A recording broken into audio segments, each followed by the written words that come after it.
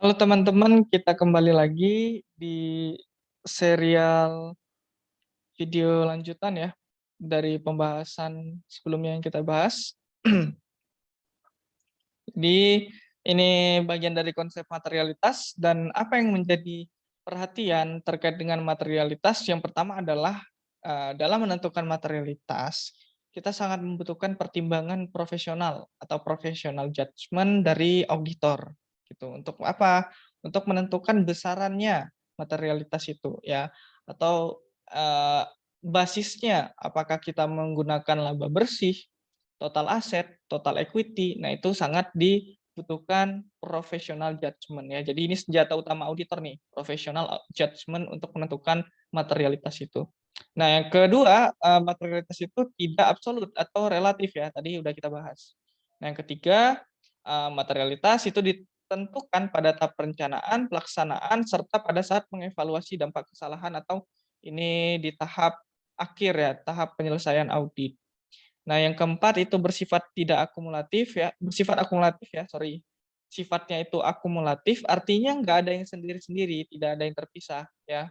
Nah, keempat itu adalah tidak ditentukan besar atau nilainya oleh standar audit. Nah, ini ya, karena dia itu tidak absolut dan relatif dan dibutuhkan professional judgment oleh auditor, maka standar audit itu tidak menentukan berapa besaran bakunya ya. Sehingga di sini diserahkan oleh professional judgment auditor tadi ya. By experience-nya atau hasil riset ya, seberapa besar atau bisa lihat ya, berapa sih rata-rata KAP menentukan materialitas ya di Indonesia. Nah, itu bisa kita jadikan pertimbangan untuk besaran materialitas.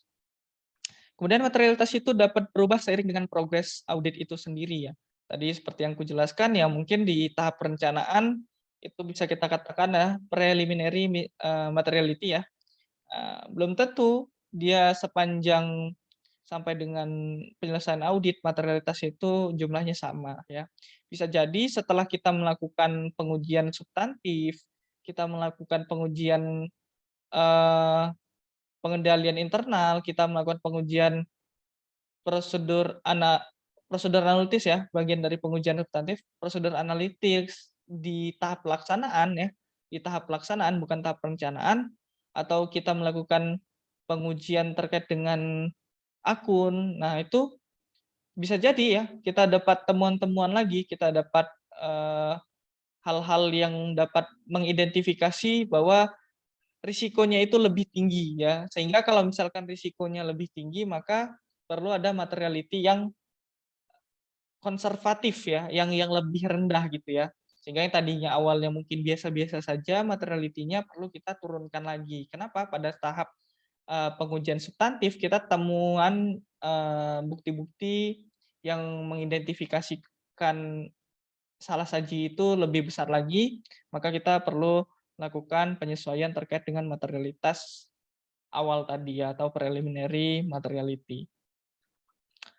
Oke, itu yang perlu diperhatikan dari materialitas ya. Nah, di sini materialitas itu terbagi menjadi 3. Yang pertama adalah overall materiality, yang kedua adalah performance materiality, dan clearly trivial ya, atau bisa kita bilang ya nggak ada efek sama sekali terhadap eh, keputusan dari auditor ya. Ini clearly trivial atau dapat diabaikan.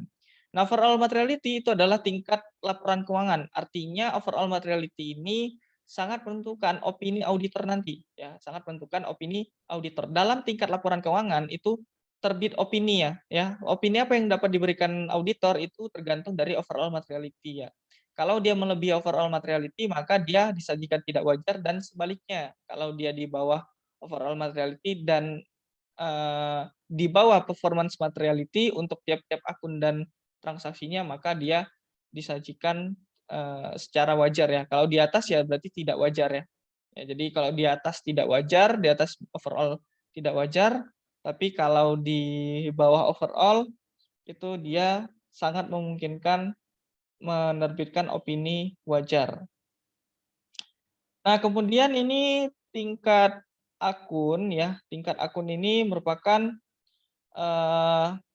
pada saat pelaksanaan audit pada saat pengujian substantif itu auditor seringkali menentukan materialitas setelah menentukan overall materiality ini. Artinya pada tingkat laporan keuangan untuk menentukan opini memang yang jadi pertimbangan adalah overall materiality. Tapi pada saat melakukan pengujian atas transaksi, atas akun yang digunakan auditor adalah performance materiality.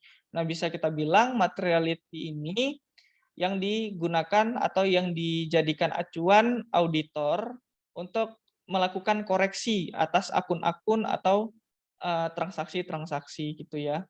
Nah, biasanya performance materiality ini lebih rendah jumlahnya dari overall materiality.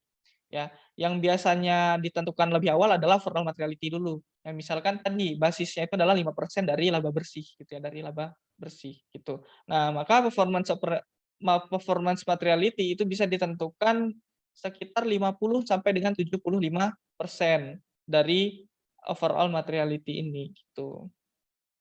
Nah, dari situ jadi pengukuran auditor performance materiality ini untuk melakukan koreksi, mempropos ya, mengajukan apakah perlu adanya koreksi terkait dengan akun tersebut atau transaksi tersebut. Itu didasarkan pada performance materiality. Nah, ini alasannya kenapa performance materiality itu lebih rendah dari overall materiality. Simpelnya, auditor itu tidak sempurna. Auditor itu manusia. Mungkin saja bisa atau dapat melakukan kesalahan dalam proses audit itu. Dengan kata lain, dalam mendeteksi audit, auditor bisa salah. Bisa jadi setelah audit itu selesai ya, setelah penyelesaian audit, itu entitas di tahun-tahun berikutnya itu ada temuan terkait dengan laporan keuangan yang telah kita audit gitu ya. Nah, artinya di situ apa? Auditor bisa gagal mendeteksi salah saji itu ya.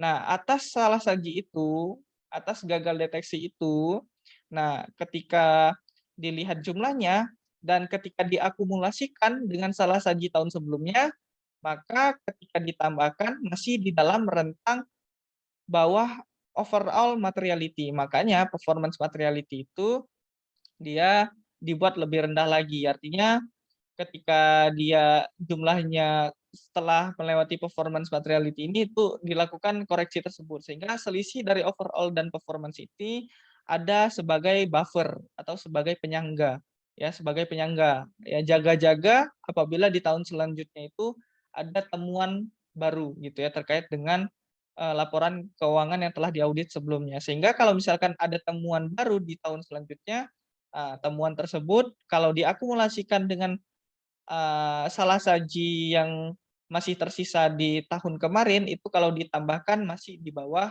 overall materiality. Jadi masih aman nih.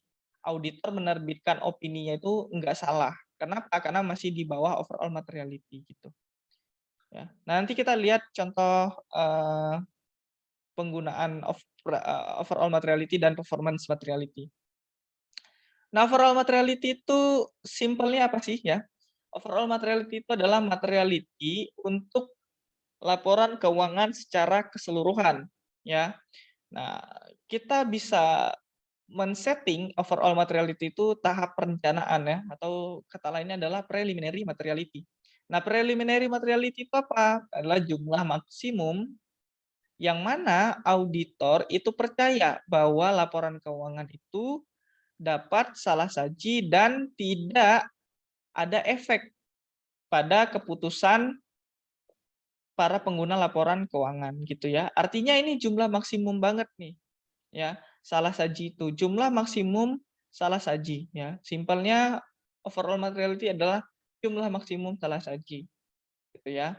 Ya yang mana itu tidak berefek kepada keputusan pengguna laporan keuangan. Kenapa nggak berefek ya? Karena dia masih pada tingkatan batas tertinggi itu. Dia tidak melampaui, tapi masih pada tingkatan itu. Ya, ketika dia melampaui, maka decision dari pengguna itu terganggu ya. Maka dia akan mengubah decision sebelumnya gitu. Nah, penentuan overall materiality ini adalah user view ya, user view. Artinya dalam pandangan pengguna laporan keuangan gitu ya. Auditor yang menentukan, tapi pandangannya adalah user view ya. Artinya pandangannya adalah pengguna laporan keuangan. Atau dengan kata lain, auditor ini seolah-olah menjadi user itu sendiri, para pengguna laporan keuangan itu, atau menjadi investor ya, berpura-pura atau berpandangan menjadi investor gitu ya. Nah, dengan pandangan tersebut auditor menentukan berapa besaran overall materiality, ya itulah dikatakan sebagai user view gitu ya. Jadi bukan berdasarkan auditor view, tapi auditor seolah-olah menempatkan dirinya sebagai investor ya. Itulah yang dikatakan user view. Nah, dalam pelaksanaan audit ya, selama kita melakukan audit, auditor itu mungkin ya dapat mengganti atau merubah preliminary judgment terkait dengan materiality. Artinya auditor itu sebelumnya itu sudah melakukan judgment awal dalam penentuan materialitas. Nah, dalam pelaksanaan ketika ditemukan bukti-bukti audit terbaru dan diindikasikan adanya risiko yang meningkat, ya dari screening awal tadi mungkin risikonya biasa aja, tapi setelah pelaksanaan risikonya meningkat nih ya, kemungkinan risikonya itu meningkat, maka auditor juga bisa merevisi itu ya, preliminary materiality itu ya, jadi merevisi materialitas yang ditentukan di awal tadi gitu ya, selama pelaksanaan audit ya. Nah, ini contoh dari penetapan preliminary audit ya. Preliminary materiality. Nah, misalkan di sini base-nya apa? Base-nya itu adalah earning from operation ya, atau pendapatan dari operasi. Nah, benchmark-nya apa? Tolak ukurnya berapa? 3 sampai dengan 6% gitu ya. Nah, misalkan kita bisa bilang bahwa dalam pemahaman entitas dan bisnisnya itu risiko-risikonya itu cukup besar, dari screening awal itu cukup besar, maka kita ambil batas atasnya, kita ambil batas bawahnya, ambil 3%, kita tekankan materialitas itu rendah gitu. Sebaliknya, dalam pemahaman entitas dan bisnis, kita melihat, wah ini sepertinya risikonya tidak terlalu besar, maka kita ambil benchmark yang paling tinggi ini 6% ya, artinya ada kelonggaran di situ terkait dengan toleransi kesalahsajian itu ya. Nah, kalau misalkan risikonya besar, maka kita toleransinya kita kecilkan ya, kita ambil yang 3% ya. Nah, contoh ini lain lagi adalah best total asset. Nah, ini relevan ketika perusahaan yang kita audit itu adalah perusahaan nirlaba yang sangat mengandalkan aset-asetnya ya untuk menjalankan aktivitas ya, kegiatan sosial atau kegiatan yang mendukung eh, perilaku-perilaku ya yang baik ya dalam aksi sosial gitu. Nah, itu kan kita gunakan base-nya itu total asset. Nggak mungkin kita gunakan earning karena organisasinya itu sifatnya tidak profitable ya, tidak mengutamakan profit ya, tidak profit oriented. Nah, ini performance materiality ya, pengertiannya adalah jumlah ya yang diset auditor, yang ditentukan auditor itu kurang dari overall materiality. Ya, contohnya tadi sebesar 50 sampai dengan 75% dari overall materiality ya. Nah, ini berguna untuk mereduce ya appropriately low level the probability ya, atau kita bisa bilang ini menurunkan jumlah ya ke level lebih rendah ya, atau kita bisa bilang ini sebagai buffer ya, buffer ini sebagai penyangga. Ini nanti kita lihat contohnya di sini. Nah, karena agregat dari atau keseluruhan dari salah saji yang mungkin itu tidak terkoreksi atau tidak terdeteksi. Jadi dia ini sebagai buffer dari salah saji yang tidak terkoreksi atau tidak terdeteksi oleh auditor sebagai penyangga ya, gitu. Dan ini adalah auditor's view ya, auditor's view. Jadi di dalam menentukan materiality ini kita menggunakan auditor's view ya, pandangan auditor ya dalam pelaksanaan pengujian substantifnya. Nah, performance materiality ini itu berkaitan banget dengan penentuan jumlah bukti ya, penentuan jumlah bukti. Kemudian ini ya, biasanya itu 50 sampai dengan 75% gitu. Nah, ini contohnya, misalkan overall materiality-nya kita tentukan berdasarkan pendapatan dari operasi. Kita tentukan 6% nih, kita ambil 6%. 6% dari 7 juta, maka kita dapat overall materiality-nya adalah 442.000. Nah, itu kan overall materiality-nya, sedangkan dalam bentuk auditor's view biasanya lebih rendah kalau performance materiality. Berapa jumlahnya? 75% dari 442.000 ini, yaitu 331.500.